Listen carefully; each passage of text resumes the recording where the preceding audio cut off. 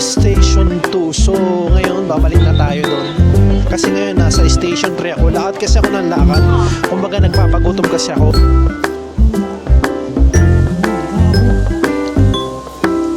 Grabe yung pagkakaroon mo lang. Sarap.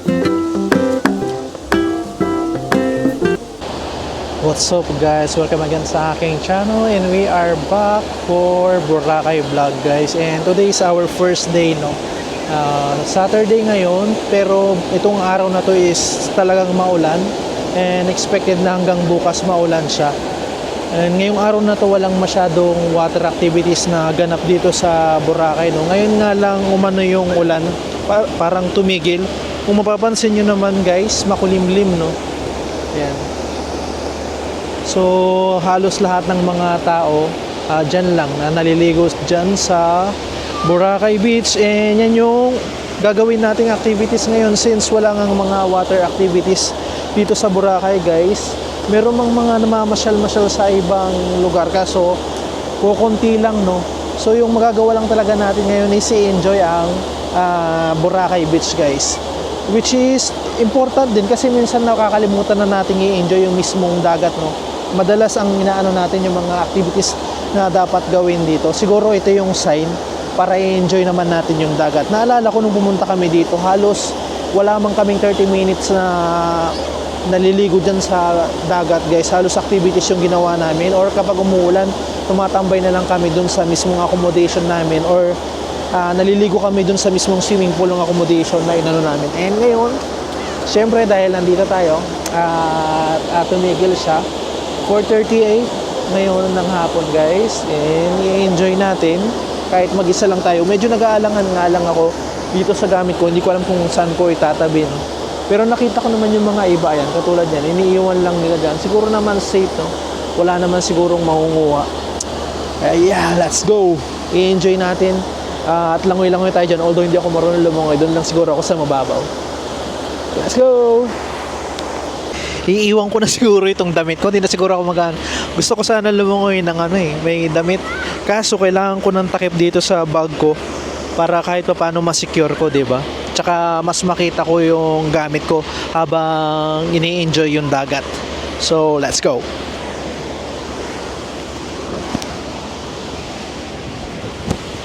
Yan. Takpan na lang natin dito. Yan, i-enjoy natin yung dagat. Nandun yung gamit ko, guys. So dito lang tayo sa malapit para na kahit pa paano na makabantayan natin.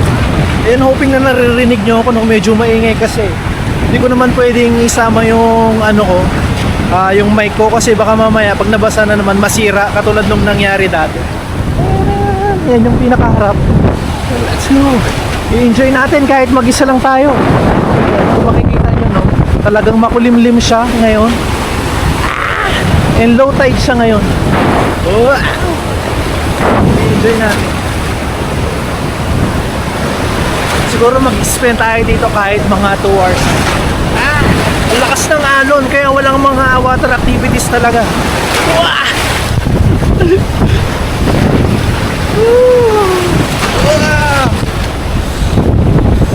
So ngayon na lang, bantay lang tayo. Tinignan ko lang din yung gamit ko doon. Mahirap na, diba? Nandun lahat ng pera ko.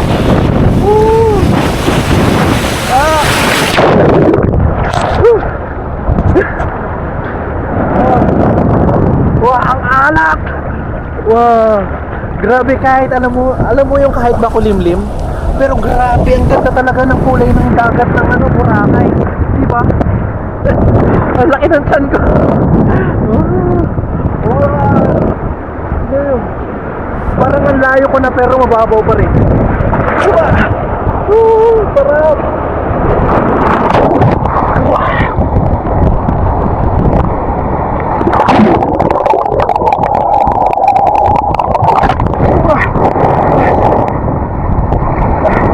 Masakit nga lang sa mata kasi maalam na. Diba?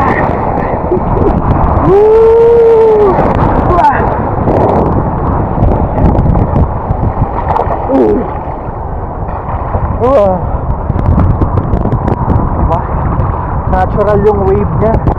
Hindi yung ginagaya-gaya sa mga swimming pool, eh. Buti nga medyo umano na eh, humina na yung wave. Pero kanina talaga sobrang lakas.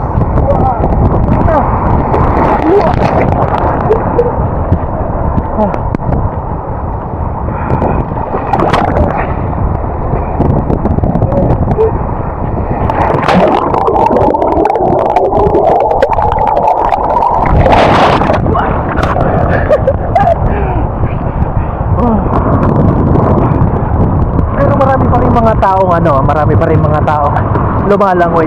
Inaahol nila yung habang hindi umuulan. Medyo actually lumilintik-lintik pa eh.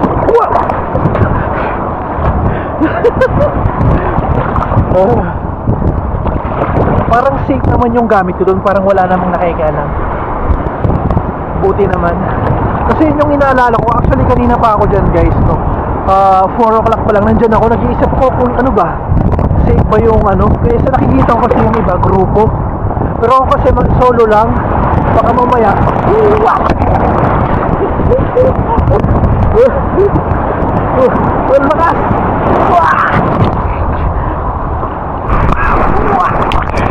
Kanina nga guys, sa sobrang lakas, as in yung pinapayagan nila yung mga pag-surf. Naitutulog sa inyo po, nakalawan ako nila. Grabe. Oh, mahina pa yan mas malakas yan kanina. Wow, ang sarap. Wow. Doon sa ano ba yun? Doon sa, dito kasi is 2 no, sa 1 ay sa 3 sobrang daming tao. Eh doon syempre yung sa 1 nandun yung parang wow!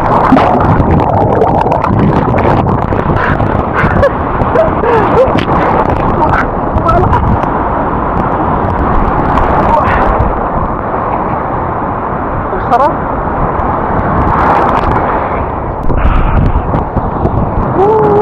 Grabe!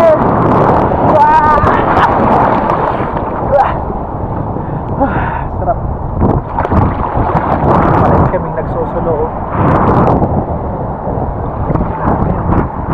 Ayun, may nag-surf doon, no? Galing ni ate, sana all. Wow!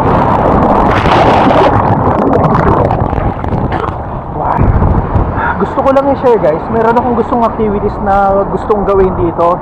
Yung ATV, yung pag-ride ng ATV, at saka yung at saka yung ano bang tawag doon, yung isang activity. Yun nga lang, yung pinaka minimum niya is 2 person, no? So hindi ko siya magagawa. Masyado kasi siyang mahal kung pandalawang tao yung kukunin ko. So isang tao lang sana pwede, worth 2,000 siya sa clock. Pero yung pag dalawang tao kasi siya 4,000, parang masyado naman na siyang mahal para sa akin. Kumbaga low budget din kasi ako. Pero kung pwede, kung allowed sana yung solo, then igugo ko sana. Bali siya, no, zipline tsaka yung ATV riding. Sayang. Wow. Buti sa oras na to guys, 5 o'clock na, no. Kung makikita nyo, nag-aano na yung mga paraw. Pero kanina talaga hindi sila nag-aano. Walang activity na ginaganap kasi nga sa sobrang ng alon.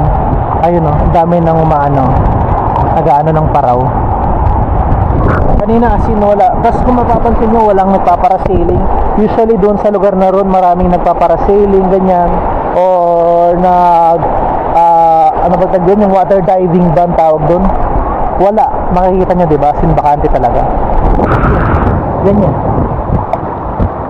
Kaya mga pinagkakabalahan ng tao ngayon is maligo dito sa dagat yung paraw, no? Meron na nag-ano ng paraw. Medyo umano na rin kasi ang tawag dito. Umano na yung dagat, hindi na ganun kaano yung wave niya unlike kaninang umaga at tanghali. Yan, kung mapapansin nyo guys, marami ng mga nagpaparaw, no? Yun nga lang, maganda sana yan kung may sunset, no?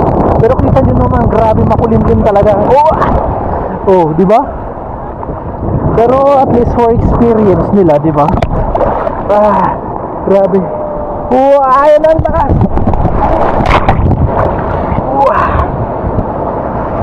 Ang kagandahan pa rito. Maliban sa sobrang clear ng tubig, no? Yung ano na yan, yung mga ano na yan, yung naka-line up ng mga coconut, isa pa sa mga nagpapadagdag ng ganda talaga ng Boracay. At saka itong wave na to, ano ba itong wave na to? Lalakas siya tapos hihina, ganun siya. Wah!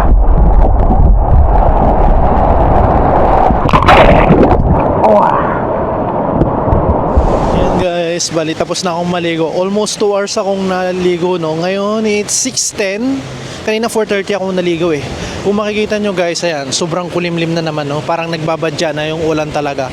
6 o'clock pa lang yan, ha. Usually kapag ano, maaraw pa yan eh. Pero kung makipapansin nyo, ayan, sobrang dilim. And pag ganitong oras, ganyan nakarami yung mga tao, no. Although makulimlim, pero marami pa rin namang naliligo kahit papaano. Ayan, no, marami pa rin naman sila. Ayan. Ini-enjoy yung beach. Sa ngayon, siguro ang gagawin muna natin is maglalakad-lakad, no. Para kahit paano, baka kasi mamaya kanina yung pagligo-ligo ko, wala kayong naririnig na audio kasi yung mic hindi ko nga pwedeng isama dahil hindi naman siya waterproof, no. Ayan, ganito yung oras ngayon guys. Medyo masama ang weather pero marami pa ring mga tao. And may mga ilaw-ilaw na kayong makikita dyan. Yun lang talaga yung mahirap, no. Hindi mo maano yung weather. Ayaw makisama ng weather. Actually hanggang bukas pa yan guys. Medyo aaraw yata ng bandang Lunes. So tignan natin kung ano yung pwede natin gawin by Monday. And hindi ko alam kung anong gagawin na naman natin bukas. Kasi nga maulan na naman siya. Katulad ngayong araw na to. So wala naman tayong magagawa kundi enjoy na lang siya kahit ganito yung panahon, no. Tignan nyo guys, kahit anong sama ng panahon, marami pa ring mga tao, 'di ba? Kahit na masama yung panahon, i-enjoy pa rin nila kasi nandito na eh, 'di ba? 6 o'clock pa lang yan pero grabe na yung dilim tapos mahangin na rin siya. Oh.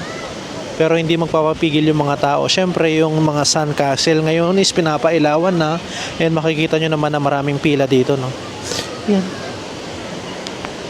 Regardless kahit ano pang sama ng panahon, basta gusto mong mag-enjoy, i-enjoy mo siya, 'di ba? Tingnan mo naman, oh. 'Di ba? Sobrang sama na ng panahon pero ayan sila. Ini-enjoy yung Boracay. Ganyan ang Pinoy, 'di ba? Kahit ano pang mangyari, i-enjoy at i-enjoy 'yan. Kahit nga may sakuna, 'di ba? Ini-enjoy nila. 'Yun ang kagandahan sa asal ng Pinoy. Kahit anong mangyari, enjoy ang sitwasyon. Yung naapektuhan lang sa mga ganito pag masama ang panahon, yung mga nag-aalok ng activities, no. So kung walang mga water activities, malamang wala silang kita. So makikita mo sila parang malungkot na malungkot sila, no. Although lagi silang nag-aalok, kaso sino nga naman ang mag-water activities kung ganyan yung panahon, di ba? Delikado pa minsan kapag ganyan na malakas ang alon.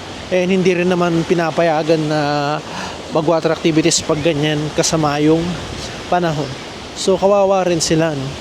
Sana gumanda na yung ano, yung panahon para kahit papaano kumita sila kasi 'di ba?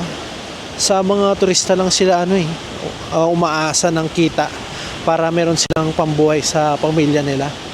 And dahil sa kalalakad natin guys, ayan, malapit na tayo sa station 3 na lagi lang ako nasa station to, no. Hindi pa ako masyadong naglilibot. Ngayon dahil gutom na tayo guys, 6:40 PM na, kakain na tayo, no. So pupuntahan natin yung parang Bacolod Inasal. Kung kahapon mang inasal, ngayon Bacolod Inasal. Puro manok ang ginano natin ngayong Boracay trip, no. Bakit Bacolod Inasal guys? Kasi meron akong inuudulo pagdating sa travel. Ang pangalan niya is Mark Paragas. Nung soft opening nung Bacolod Inasal na yun, kumain siya doon and sobrang nasarapan talaga siya. At dahil dun sa ano niyang yun, vlog niyang yun, yung mga follower niya kumain din doon and talagang maganda rin yung mga feedback. Sa sobrang pasasalamat nung may-ari, binigyan siya ng meal doon or yung parang inano doon sa pangalan niya. And kapag ginamit mo yun, mas makakamura ka guys. And yun yung kakainin natin ngayong araw na to. Dahil idol ko si Mark Paragas. I-try natin kung totoong masarap nga siya. Or level up ba siya sa Mang Inasal. And ayan yung ginaan natin guys. Nilalakaran natin ngayon. Nandyan ang Shaky Soul Siktang. So, yung location nun is Station 2. So, ngayon, babalik na tayo doon. Kasi ngayon, nasa Station 3 ako. Lakad kasi ako ng lakad. Kumbaga, nagpapagutom kasi ako. And ngayon, nandito ang KFC. Tapos, maraming mga nag-aalok dyan ng masahe. Kung gusto nyo magpa-massage. Siyempre, yung mga nagpapaano rin ng mga buhok na ganyan. Siyempre, souvenir store, ganyan. I-check natin kung magkano at saka kung ano yung mga kung ano yung mga included dun sa MP meal na yon. Papakita ko sa inyo mamaya, guys. Hindi ko na kasi masyadong kabisado, baka sabihin na naman ni Idol hindi ko pinapanood yung vlog niya. Pinapanood ko yun nga lang, sa dami kasi ng vlog niya minsan nakakalimutan ko na rin. And kaya nga pupuntahan natin ngayon. Kasi kaya ko rin siya naging idol kasi sinusuportahan niya yung mga local business no, na nagsisimula. Nung pinuntahan niya yung soft opening niya, although marami na rin yatang brand sa ibang lugar, pero dito sa Boracay, ito yata yung pinaka first nila. No? Hindi ko sure parang ganun siya eh. Ayan. Halo Mango, meron din silang branch dito. May rin sila. Sa beachfront. Tapos meron din sila sa D-Mall. So ngayon guys, dyan tayo kakain no, sa Idalicious Chicken and Asal or Bacolod Chicken and Asal by Idas no. So yung pinakababa niya is Crocs, yung kanan niya is Red Coconut. Ayan siya. And yung pinakababa niya is Jonas din no. Kung makikita niyo dyan, Crocs. Tapos second floor siya. Dyan tayo kakain. So dito yung entrance. Makikita niyo naman yung sign na yan. Yung nakit lang dito sa taas. Diba? Maganda yan ang view niyan eh, lalo na kapag sunset or kahit pag umaga. Ngayon kasi madilim eh. O, yun yung lugar nila. Pati po yung mag-pay namin yung mga bill. Yung empty. Ano pong empty nyo po? Paa or pasta po? Magkano yung paa? Paa po is 430. Dalawa na po yun. Yung Dalawang set, tapos may free din. yung isa. Isa. Tapos yung isa po, pecho, dalawang pecho with plain rice sa pudding yun, tapos isang free drink po. Magkano? 450 po. I think ko isa na lang. So, Yung tag 430. 430 yung paa po. Sige po. So yung MP meal is part ng paa or pitcho no. Kapag paa siya 430, dalawang paa na siya nun guys with rice and drinks. Tapos pag pitcho naman 450. So difference of 20 pesos no. So depende na sa inyo kung ano yung gusto nyo. Pero ako siguro sa paa na lang ako. And ito yung view natin pag nandito kayo guys. So, ang ganda nga naman no. Lalong-lalo na pag siguro sunset no. Perfect itong lugar na to. Tsaka mahangin, grabe. Grabe ang ganda oh. Tapos yan yung place nila guys. Marami rin na mga available na upuan no. And marami na rin silang customer. Kahit na nasa second floor sila talagang pinupuntahan sila no. Katunayan lang na masarap talaga tong na to. Itong restaurant na to. Kaya naman recommended ni Idol Mark Paragas. And let's check kung masarap talaga siya. And hoping na kaya ko siyang ubusin kasi good for 2 yun. For 430 pesos. Kay Sir Mark Paragas parang yung sisiw lang sa kanya. Ewan ko lang kung kaya ko siyang ubusin. Tapos sabihin nyo lang, kahit isa lang paint. Or ibalot ng, ito po. Thank Kasi you. may charge po yung, yung take out back, 15 pesos. Yeah. Sige pa. Thank you. Yeah, so may option na it's either gumamit ka ng kubyertos or pwede ka rin magkamay. Siguro magagaganito na lang ako no. Meron namang plastic gloves. Grabe, ang dami. Ayan siya guys. Parang dalawang mang inasal. Wow. Let's check kung ano yung pagkakaiba nito sa mang inasal. So ngayon, anong unahin natin? Grabe, ang dami.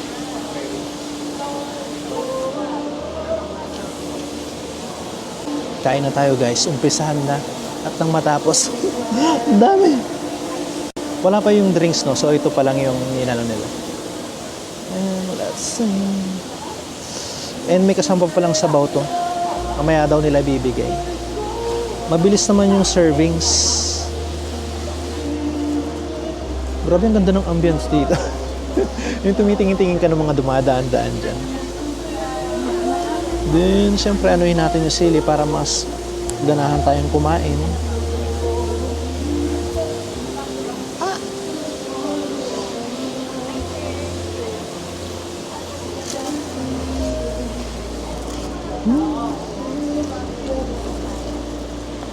Check natin tong chicken barbecue nila.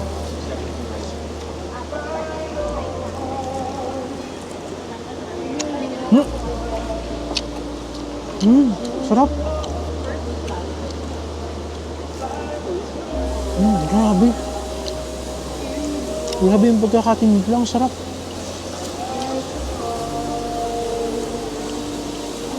Parang naniniwala na ako sa kanya. Sobrang sarap nga niya. Grabe.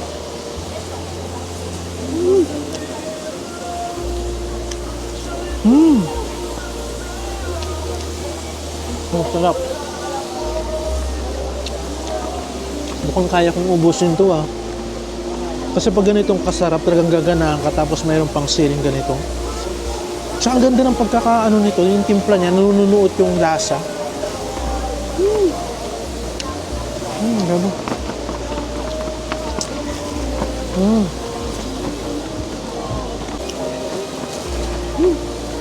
Buti na lang mayroong pwesto dito sa dulo kahit pa paano wala akong kasama. Hindi ako masyadong naiilang sa pag-vlog. Ang sarap.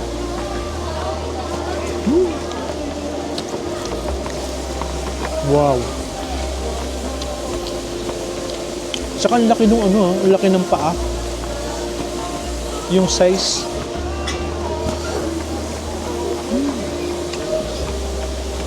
Ang sarap, sobrang hangin. Tapos ang sarap ng kinakain mo. Wow. Para lang ako nasa bahay, di ba? Parang tambay lang. Ang sarap ko siya. Wow.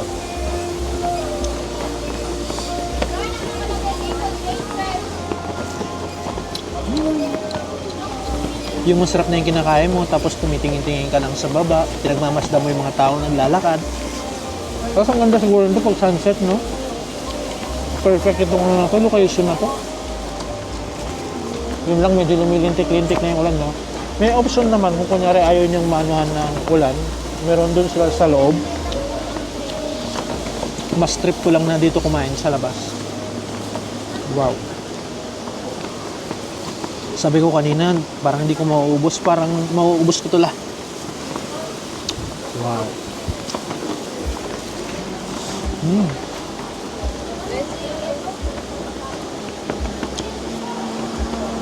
Pumapasok na sila sa loob. Parang okay pa naman. Okay pa naman ba? Medyo lumalakas na nga yung ulan.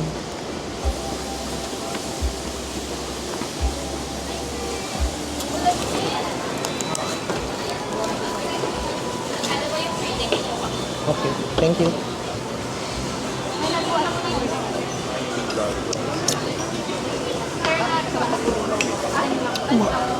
Masarap.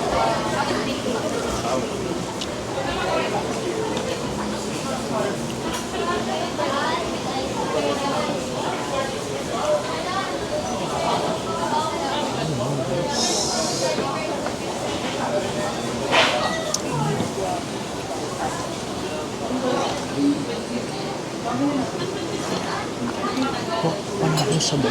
Masarap. Hindi man siya masarap, guys. As in. Ayan o, yan ang ebidensya. Diba? Hindi siya masarap. Simot sarap. Tama nga si Idol Mark Paragas, no? Masarap talaga sa Aida Licious Bacolod Inasal, guys. So, kung gusto nyo siyang itry, pwede siya, no? Bali na sa second floor siya. Tapos, sobrang sarap ng sabaw. Hindi ko actually alam kung ano yung sabaw na yun. First time ko siyang matikman. Medyo maasim-asim siya. Pero hindi siya sinigang, guys. As in, masarap talaga siya. Even yung pinaka, nila, yung juice nila. Cucumber juice yata ang tawag doon. Hindi ko sure, Tapos, ang pinaka nagustuhan ko pa, yung mga nag-serve. Parang napaka-heartwarming nila pag nagsaserve. Tapos napaka-sweet magsalita. Ang galing lang mga service crew nila doon, guys. Grabe kung iano ko yun. At ano ko siya 10 out of 10. As in talagang masarap siya. Kita nyo naman nung una parang nagdadalawang isip pa ako kung kaya ko ba siyang ubusin. Pero grabe, naubos ko talaga siya kasi sobrang sarap niya. Yung restaurant na yun guys, perfect no, kasi maganda yung ambience, tapos masarap yung pagkain nila, tapos yung service nila maganda, as in napaka heartwarming, ganun siya. Kaya gaganahan ka talagang kumain dun. Although kanina hindi na ako masyadong nakapag-vlog kasi biglang bumuhos yung ulan. So napunta kami dun sa pinakaloob and may mga kasama na ako. Unlike kanina nung hindi pa umuulan, nasa labas ako. Solo ko yung isang mesa kaya nakakapag-vlog pa ako. Medyo nahiya na ako no. So kung napansin nyo, pinakita ko na lang siya nung naubos ko na siya and paalis na ako nun. And right now, pauwi na tayo. Ngayon ang nagawa lang natin ay maligo dun sa dagat, na-enjoy natin yung dagat, at the same time na-enjoy natin yung pagkain na masarap, yung Idalicious Bacolod Inasal no, na first time nating tinikman. Salamat kay Idol Mark Paragas na kakain tayo ng masarap dito sa Boracay no. And kung sakasakaling makakabalik man ako, siguro kung kasama ko yung mga pamangkin ko, sigurado magugustuhan din nila yun kasi sobrang fanatic sila ng inasal, yung mga pamangkin ko. Mas gusto pa nila ang inasal compared sa sangyupsal. Ganun sila kapanatic. Hindi mo sila mayayaya sa sangyupsalan.